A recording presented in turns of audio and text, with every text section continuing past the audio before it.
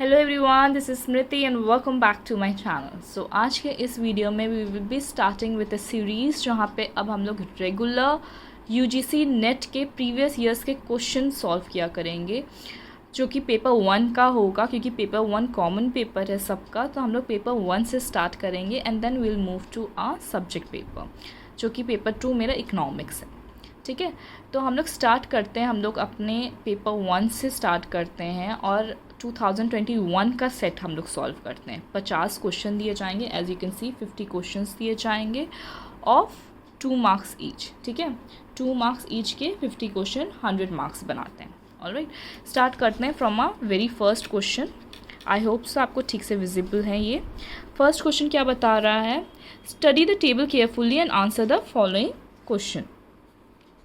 In the following table, total export and import of 5 countries over 4 years in crores is given. Study the table carefully and answer the given question. I is for import and E is for your export. तो इसमें 5 countries के 4 साल के data दिए गए हुए हैं, import और एक्सपोर्ट के। I is your import, E is your export, PQRST is your 5 countries and 2017, 18, 19 and 20 4 years के डेटा यहाँ पे है। तो पहला क्वेश्चन क्या बता रहा है? Find out the ratio of export done by country S N T का क्या निकालना है? एक्सपोर्ट रेशियो निकालना है। बहुत इजी है, वो भी 2017 टू 2020 का निकालना है। तो मैंने ये सॉल्व करके रखा हुआ है यहाँ पे। आई शो यू कैसे मैंने सॉल्व किया हुआ है एस और टी का। ठीक है, होपफुली आपको दिख रहा होगा, वरना आप स्क्रीनशॉट ले लीजिए प्लीज़। एस&टी का एक्सपोर्ट का जो डेटा है वो सारे जितने भी एक्सपोर्ट्स किए गए हैं 2017, 18, 19, 20 के डेटा सबको ऐड किया है। ऐड करके एस का 109 आ रहा है। ठीक है, और एक्सपोर्ट ऑफ कंट्री टी, ये जो टी है ड्यूरिंग कितना 2017 से 2020 तक का, वो टी का जो एक्सपोर्ट डेटा है 31, 33, 23 एंड 28 है। ठीक है, सबको ऐड करके कितना आया? 115, 115। रेशियो निकालने के लिए 119/115। आंसर आपका ये देखिए 109/115। ठीक है, ए आया। डन। अब सेकेंड क्वेश्चन क्या बता रहा है? Which country has a maximum percentage of profit increase from 2019 to 20। अब यहाँ पे बताया गया कि प्रॉफिट कैसे निकालना है। Profit equals to export minus import करेंगे तो प्रॉफिट आ जाएगा। तो किस कंट्री का सबसे मैक्सिमम परसेंटेज ऑफ प्रॉफिट आया है? अब यही सेकंड क्वेश्चन है यहाँ पे। ठीक है, प्रॉफिट के लिए हम लोग को क्या बताया गया? एक्सपोर्ट माइनस इंपोर्ट करेंगे तो हमारा प्रॉफिट आ जाएगा। कंट्री पी, सारे कंट्रीज़ का निकालना है। ठीक है, मैंने सिर्फ 2 कंट्री का भी निकाला हुआ है। ऐसे करके हम लोग सेम ठीक इसी मेथड से हम लोग सारे कंट्रीज़ का निकालेंगे, PQRST तक का। 2019 और 2020 का डेटा एक्सपोर्ट माइनस इंपोर्ट करेंगे, ये आया। फिर परसेंटेज निकालने के लिए हम लोग जो एक्सपोर्ट जितना ये 2 साल का डेटा को डिफरेंस, 2 साल के डेटा का डिफरेंस निकालेंगे। जो डिफरेंस आएगा, ठीक है, उसको हम लोग परसेंटेज उसका निकालेंगे ऐसे करके। और क्या बोला गया है? मैक्सिमम परसेंटेज, जिसका हाईएस्ट आएगा उसी का वही आंसर होगा। तो इसमें से PQRS में से S का हाईएस्ट आ रहा है। ठीक है, तो S will be the answer. Now third का क्या है?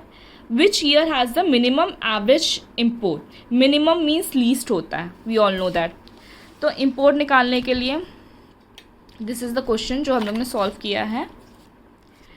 ठीक है, सारे जितने साल का मिनिमम हम लोग को निकालना है। तो 17, 18, 19, 20 के इम्पोर्ट्स डेटा दिए हुए हैं, तो हम लोग सारे डेटा को ऐड करेंगे, जिसमें सबसे लीस्ट आएगा।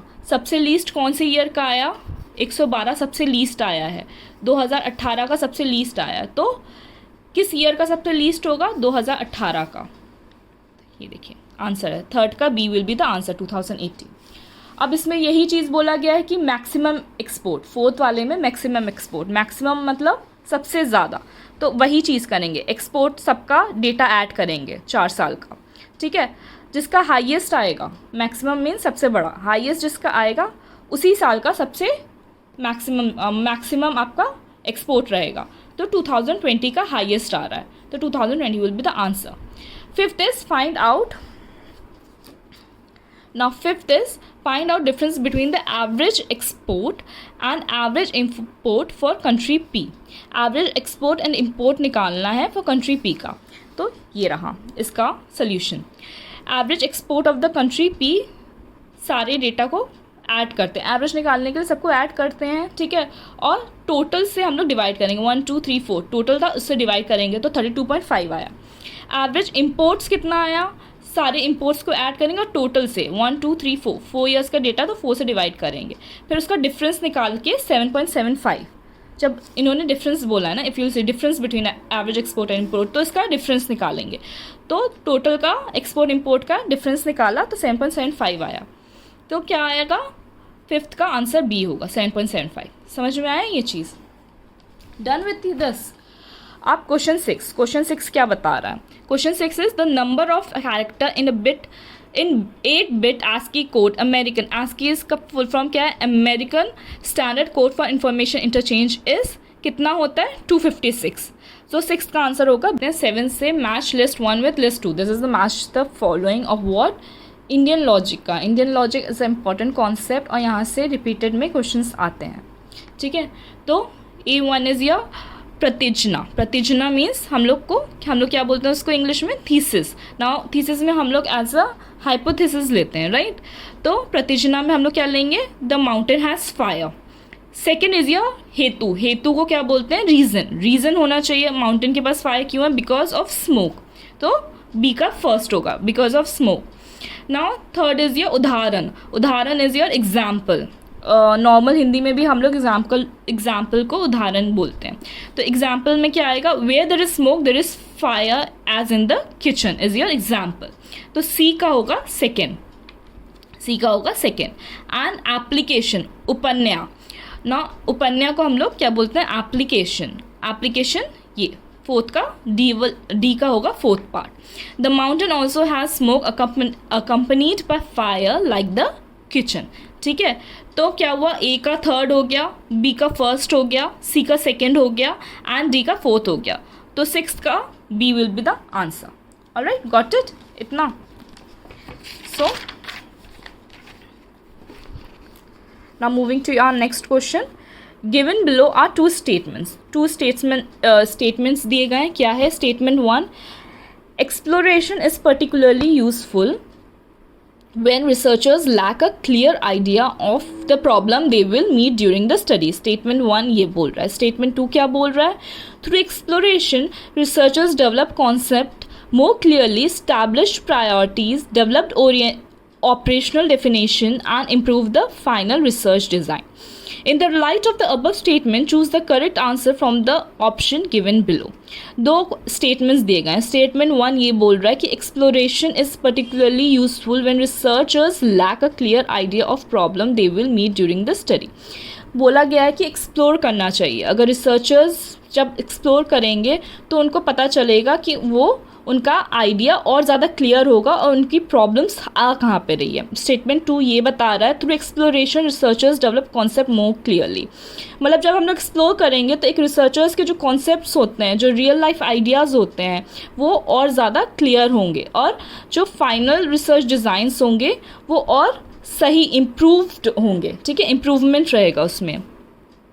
तो इन दोनों में से करेक्ट द फॉलोइंग ऑप्शन. कौन से आंसर सही है. पहला बता रहा है both statement 1 and statement 2 are false. ठीक है, both statement 1 and statement 2 are true. Statement 1 is false, statement 2 is true and statement 1 is true, statement 2 is false. इन दोनों में स्टेटमेंट 1 एंड स्टेटमेंट 2 दोनों ही सही हैं. बिकॉज जब हम लोग एक्सप्लोर करेंगे तो एक रिसर्चर को अपने आइडिया में क्लियरिटी भी मिलेगी और साथ में क्या होगा, एक कॉन्सेप्ट डेवलप्ड होगा और क्लियरली. ठीक है, तो both statement 1 and statement 2 are true. 8th का आंसर बी. नाउ 9th क्या बता रहा है. ठीक है, 9th क्या बोल रहा है, given below are two statement. Alright, given below are two statement. One is labelled as assertion A and the other is labelled as reason R. Assertion में क्या बोल रहा है, असर्शन ये बता रहा है, according to Naiyayikas the fallacy of savyabhichara occurs when the middle term leads to different opposite conclusion. और रीज़न क्या बता रहा है? रीज़न ये बोल रहा है when the middle term is irregular, it is distributively not related to major term. In the light of above statement, choose the correct answer from the options below. Now इसमें answer, इसके लिए आपको Indian logic अच्छे से पढ़ना पड़ेगा. इसका answer है both A and R are true and R is correct explanation of A. ठीक है, इंडियन लॉजिक का जो पार्ट है वो मैं अलग से आपको समझा दूंगी, बट अभी के लिए इसका आंसर 9th का C है, which is both A and R are true. A भी असर्शन भी ट्रू है एंड रीज़न भी ट्रू है, एंड R जो है reason is your correct explanation of assertion A. समझ में आया? टेंथ क्या बोल रहा है? Tenth is in order to transform the regulatory system of higher education, the NEP, that is your new education policy or national education policy, proposes to set up HECI, Higher Education Commission of India. Which of the following are verticals of HECI? HECI के verticals मतलब HECI के under कौन कौन आते हैं, जिनका जो HECI के अंडर आते हैं पर उनके थोड़े से रोल्स अलग अलग हैं. ठीक है, रोल्स एंड ड्यूटीज़ अलग अलग दी गई हैं. नाउ HECI का फुल फॉर्म पहले तो आप कर लीजिए. HECI is your higher education commission of India. अब उसके कितने वर्टिकल्स होते हैं? उसके 4 वर्टिकल्स होते हैं. कौन कौन से वर्टिकल्स होते हैं? पहला होता है national higher education regulatory council, that is NHERC. Second is your national accreditation council NAC. Third is your Higher Education Grant Council, that is HEGC, and fourth is your General Education Council, which is GEC, जिसके अलग अलग roles दिए गए हैं. आपको वो roles पढ़ने पड़ेंगे. तो इसमें से कौन कौन से होंगे फिर? NHERC, which is the National Higher Education Regulatory Council, HEGC, which is your Higher Education Grants Council, and आपका फिर होगा NAC, National Accreditation Council, ACE. ये देखिए, 10th का B will be the correct answer, ACE. Alright, got it. अब 11th में आते हैं. 11th क्या बोल रहा है? United Nation environmental programme UNEP was the result of deliberation held during कब? मतलब इसमें क्वेश्चन यही पूछा जा रहा है. United Nation environmental programme UNEP का फुल फॉर्म प्लीज़ याद कर लीजिए.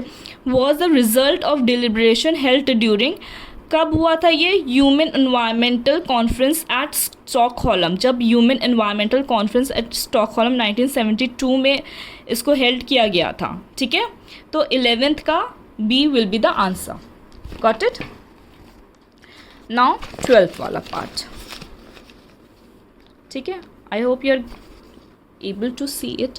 हाँ, 12th is which one of the following is an important characteristics of researchers involved in qualitative study?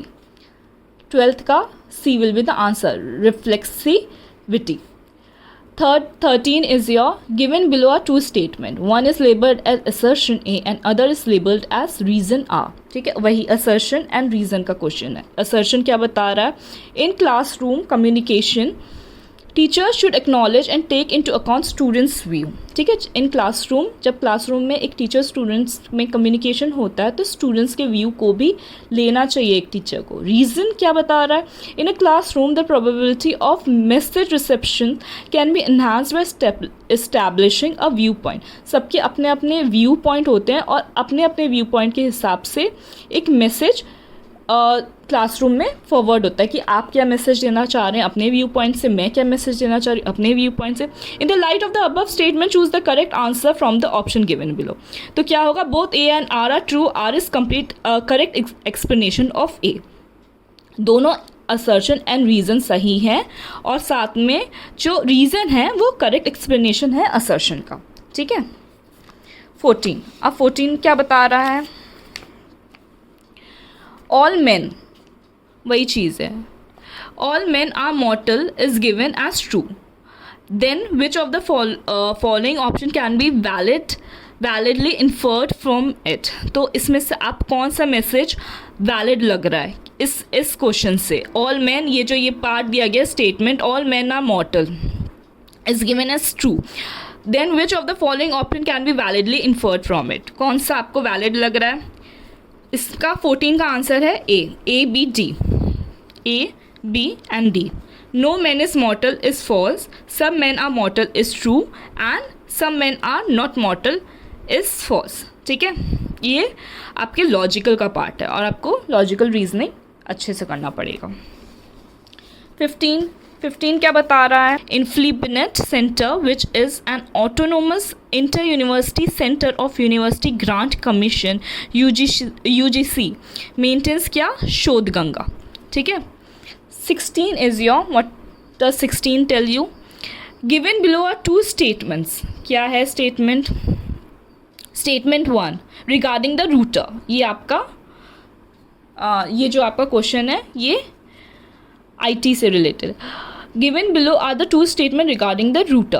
पहला स्टेटमेंट क्या बता रहा है? It enables data packets to be routed different between different network. Statement 2 ये बता रहा है it works in the data link layer. In the light of the above statement choose the correct answer from the option given below. तो 16 का answer है statement 1 is true but statement 2 is false. ठीक है. 17 का आते हैं. Survey research is based on which of the following? It is based on positivism. ठीक है, समझ में आया. 18 में आते हैं. 18 क्या बता रहा है? The number of sustainable development goal is 17. ठीक है. 19 is your global citizenship education promotes. अब क्या ये प्रमोट करता है? It promotes more peaceful, tolerant, inclusive, secure and sustainable societies. Now, 20 is Marshall McLuhan's name is associated with assertion the medium is the message. How many terms are there in the series? 168, 175, 182-266. अब कितने terms है इस series में? इसको मैंने solve किया हुआ है. So let's see. ठीक है, ये है. इसका आप स्क्रीनशॉट ले लीजिएगा. इसमें पूछा गया how many terms are there in the series 168, 175, 182, 266. ठीक है. इसको माइनस किया और इसको माइनस किया तो हम लोग का डिफरेंस जो आ रहा था वो 7 का आ रहा था. और ये फॉर्मूले में जब हम लोग ने पुट किया तो हम लोग का आंसर क्या आया? 15 आया. ठीक है, तो इसका आंसर होगा 15. 22 क्या बता रहा है? 22 ये बोला विच of the following fraction is smallest. Which of the following fraction is smallest. अब क्या किया गया है? जो हाईएस्ट डिनोमिनेटर था. ठीक है, highest denominator in option is 80. जो हाईएस्ट डिनोमिनेटर है हमारा 80 है. सबको सारे डिनोमिनेटर को सेम कर लिया गया है. ठीक है, हम लोग लेते हैं ना कैसे डिनोमिनेटर सेम करते हैं. सारे डिनोमिनेटर को सेम कर लिया गया. अब जब हम लोग ने कंपेयर किया तो इसमें पूछा गया विच इज़ द स्मॉलेस्ट. तो C वाला 5/8 इज़ द स्मॉलेस्ट निकला. ठीक है, आप स्क्रीनशॉट ले लीजिए. So 22 का will be 5/8 is the smallest. Now coming to your 23rd one. Which among the followings are non-parametric statistic? ये बहुत repeated question में आता है. Non-parametric and parametric statistic. खासकर non-parametric बहुत repeated question में आता है. तो कौन सा है? Which among the following are non-parametric statistic? C, D and E. Spearman's rank order correlation, Mann-Whitney's Wilcoxon test and Kindle coefficient of concordance. ठीक है, C, D, E will be your non-parametric statistic. समझ में आया? Now 24 क्या बता रहा है? Identify the fallacy committed in the argument. Some birds are not beautiful creature. All dogs are beautiful creature. Logical reasoning again. There are no dogs. Therefore, no dogs are bird. Fallacy of exclusive premises. Fallacy of illicit process of major term. Fallacy of illicit process of minor term. Fallacy of undistributed middle term. So this will be 24th का answer will be B. Fallacy of illicit process of major term. ठीक है. 25. Now coming to your 25. What does 25 says? The communication among persons working at different level who have no direct reporting relationship is called diagonal communication. ठीक है, ये communication का question है. Now coming to your 26. 26 क्या बता रहा है? 26 is saying which region of brain is involved in our ability to learn new information, particularly if it is verbal. Now इस क्वेश्चन में confusion है because there are so many lobes in our brain, we all know that. So जहाँ तक मैंने Google में थोड़ा बहुत research किया है, मेरे हिसाब से जो आंसर आया है वो सेरिब्रम है, ठीक है. तो लेकिन आप एक बार क्रॉस चेक कर लीजिएगा और आपको इन 4 ऑप्शन में से जो आंसर सही लगता है प्लीज़ कमेंट सेक्शन में लिख दीजिएगा, जिससे मैं पिन कर दूंगी. बट मैंने जो आंसर गूगल से बहुत रिसर्च करके निकाला है वो सेरिब्रम था मेरे हिसाब से. But at least please cross check it before believing me. Alright, now 27 वही चीज़ है, मैच करना है. मैच द फॉलोइंग है, इंस्टीट्यूट्स दिए हुए हैं, कौन सा इंस्टीट्यूट किस स्टेट में है, कहाँ पे है. Indian institute of advance study, Indian institute of advance study है शिमला, हिमाचल प्रदेश में, तो ए का होगा second. Indian biological science and research institute, ये कहाँ पे है, Indian biological science and research institute, ये नोएडा उत्तर प्रदेश में है. Indian institute of soil science C, third में है, Bhopal MP Madhya Pradesh. And Indian institute of sugarcane research, Lucknow वाले जानते हैं कहाँ पे है, ये उत्तर प्रदेश में, ठीक है. तो 27 का आंसर हुआ what, B. Now about 28, total of 324 coins of 20 पैसे एंड 25 पैसे makes the sum of 71. The number of 20 पैसे कॉइन इज, ये भी सॉल्व किया हुआ है मैंने, दिस इज द आंसर, ठीक है. नंबर ऑफ पैसे 20 पैसे एंड 25 पैसे कॉइन्स है, तो ये आपका फॉर्मूला जनरेट हो रहा है. उसको सॉल्व करके आंसर जो आ रहा है वो 200 आ रहा है, जो कि 28 का डी होगा, ठीक है. 29, given below are 2 statements, 2 statements दिए गए हुए हैं. पहला स्टेटमेंट क्या बता रहा है, policy action and implementation plans require sound database, ठीक है, sorry, sound database system eight regional level only. Statement 2 क्या बता रहा है, the statistical system should ensure it's impeccability with data architecture, security, quality, cleaning and integration, ठीक है. तो in light of the above statement choose the most appropriate answer from the options given below. तो इसका 29 का answer होगा, statement 1 is correct but statement 2 is incorrect, ठीक है. 29 का answer will be C. Now 30 again match the following, क्या बता रहा है, वही है, IT का क्वेश्चन है. यहाँ पे डिवाइस दिए गए हैं, यहाँ पे ट्रांसफ़र रेट दिया गया है. तो डिस्क का ट्रांसफ़र रेट क्या होगा, फोर्थ का होगा, डिस्क का होगा फोर्थ वाला 100 Mbps. माउस का होगा क्या 120 bps. लेज़र प्रिंटर का क्या होगा 1 Mbps एंड कीबोर्ड का क्या होगा 50 bps. सो इसका 30 का answer will be your D part, ठीक है.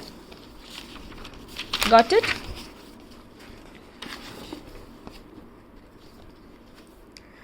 Now 31, starting with your 31. क्या बता रहा है, विच one of the following is an example of a technological barrier in communication. Communication के क्वेश्चंस रिपीटेड में आ रहे हैं, तो कम्युनिकेशन कॉन्सेप्ट बहुत अच्छे से करिएगा. तो which one of the following is an example of technological barrier in communication, low bandwidth of internet, ठीक है, low bandwidth of internet. Given below are the 2 statement, again 2 statement. क्या बता रहा है, the compound interest on 280 for 18 month at 10% per annum is 44.3. Statement 2 क्या बता रहा है, statement 2 at 5.6% rate of simple interest certain sum will be doubled in 15 years. तो इसका इसको मैंने सॉल्व किया हुआ है, ये स्टेटमेंट 1 और स्टेटमेंट 2 को मैंने सॉल्व किया हुआ है, आप स्क्रीनशॉट ले सकते हैं, जिसमें से स्टेटमेंट 1 का आंसर जो है 43.4 आ रहा है और आंसर क्या गिवन है 44.3 गिवन है, ठीक है. और ऐसे ही इसमें क्या बोला गया कि 15 ईयर्स में डबल हो जाएगा, बट डबल नहीं हुआ, इनफैक्ट उससे कम हो गया. तो क्या निकला, both statement 1 and statement 2 are false आया इसका आंसर, ठीक है. The post office protocol is a post office protocol क्या है, protocol used when receiving emails from the email server. तो 33 का answer will be your D. CBC is choice based credit system. CBC is choice based credit system. 34 का answer will be your A part. MOOCit platform uses an open source content management system. Drupal, DRUPAL. 35 का होगा A. 36 will be following are some statement regarding file transfer protocol FTP. ना FTP का full form क्या है? File transfer protocol. Choose the correct statement. आप क्या इसमें से स्टेटमेंट चूज करना है. पहला स्टेटमेंट है it is use to access the world wide web www. It is used to download the data from file server. It is used for very small files. Files are transferred from one device to another. इसमें से B and D will be the correct answer. B or D will be the correct option. It is used to download data from file server. Files are transferred from one device to another. ठीक है. Now your 37 one. According to Uwe Bronfenbrenner, biological's model of human development microsystem consist क्या consist करता है? Immediate family consist करता है, school consist करता है and neighborhood consist करता है. This is a question from your pedagogy. ठीक है, ये pedagogy का question है. तो A, B, E will be your correct answer. तो 37 का आंसर होगा your A part. यहाँ पे A part. A, B and E. ठीक है. Given below are two statement. Again there are two statement. Statement one क्या बोल रहा है? Small amount of atmospheric nitrogen dioxide that is NO2 is produce from polluting sources. ये बता रहा है कि जो स्मॉल अमाउंट, कम अमाउंट ऑफ नाइट्रोजन डाइऑक्साइड कहाँ से प्रोड्यूस हो रहा है? Polluting sources. जितने भी सोर्सेज जो पोल्यूशन फैलाते हैं वहाँ से. लेकिन स्टेटमेंट टू ये बोल रहा है most of the atmospheric nitrogen dioxide is produce due to photochemical reaction in the atmosphere. In the light of above statement, choose the most appropriate answer from the options given below. इसमें से क्या options हैं? Both statement 1 and statement 2 are correct. Statement 1 भी correct है, statement 2 भी correct है. तो 38 का आंसर क्या होगा? A होगा. ठीक है. Now 39. The average of 10 number is 7. If each number is multiplied by 11 then the average of new sets of number will be. हम लोग ने जब हम लोग को मल्टीप्लाई करना है, ये बहुत ईजी क्वेश्चन है. Average of 10 number is 7. X and Y मान लेंगे and when we will multiply it तो 77 आएगा. ठीक है. Which of the following water borne diseases may be caused by virus, bacteria and protozoa. तो answer will be your diarrhoea. 41 में again there are two statements. Statement 1 क्या बता रहा है? अकॉर्डिंग टू पियाजे ये भी पैडागॉजी का क्वेश्चन है. अकॉर्डिंग टू पियाजे the ability to solve conservation problem depends on having an understanding of 3 basic aspects of reasoning: identity, compensation and reversibility. ठीक है. स्टेटमेंट 2 क्या बता रहा है? स्टेटमेंट 2 ये बोल रहा है कि the stage of classification does not depend on a student's ability to focus on a single characteristics of object in a set and group the objects according to the characteristic. In the light of the above statement, choose the most appropriate answer from the option given below. दो statement दिए गए हैं पियाजे के according, statement 1 और statement 2. तो इसमें से correct answer है statement 1 is correct but statement 2 is incorrect. ठीक है. 42. ना 42 क्या बता रहा है? Some of the types of hypothesis are as follows. क्या क्या है hypothesis? Different type of hypothesis हैं. ठीक है. ये different type of research methods में आएगा ये सारे क्वेश्चन. एक बार अच्छे से रिसर्च मेथड पढ़िएगा. तो क्या है? Choose the correct answer from the options given below. तो हाइपोथेसिस, डिस्क्रिप्टिव हाइपोथेसिस होता है, नल हाइपोथेसिस होता है और एक्सप्लेनेटरी हाइपोथेसिस जिसको हम लोग कैजुअल हाइपोथेसिस बोलते हैं. तो A, B and E is the correct answer. Now coming to your 43. 43 क्या बता रहा है?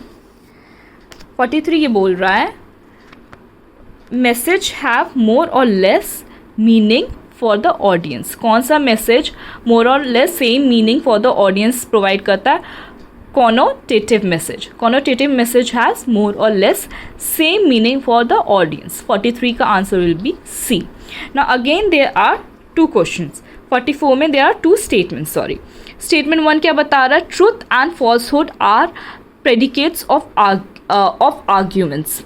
नाउ स्टेटमेंट 2 ये बोल रहा है validity and invalidity are predicates of statement. In the light choose करना है कि कौन सा सही है. ठीक है.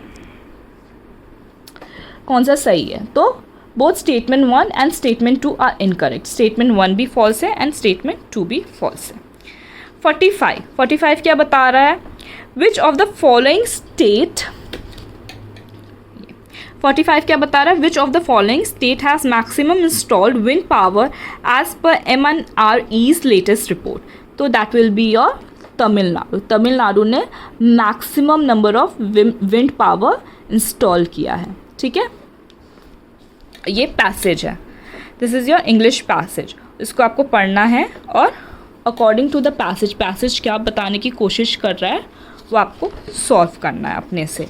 ठीक है, अगर आप चाहो तो इसका स्क्रीनशॉट लेकर एक बार आप रीड कर सकते हो और अकॉर्डिंगली मैंने आंसर्स मार्क कर दिए हैं, आप आंसर्स चेक कर सकते हो. यहाँ का है और आप ये वाला आप स्क्रीनशॉट ले लीजिए. ठीक है, इससे क्या होगा कि आपको एक बार पता चल जाएगा कि किस हिसाब से आंसर करना है. ओके, होपफुली 50 क्वेश्चंस पूरे हुए हैं आज. नेक्स्ट वीडियो में अगेन मैं 50 क्वेश्चंस लाऊंगी. ठीक है, and thank you for watching my video. पसंद आए तो लाइक एंड सब्सक्राइब ज़रूर करिएगा.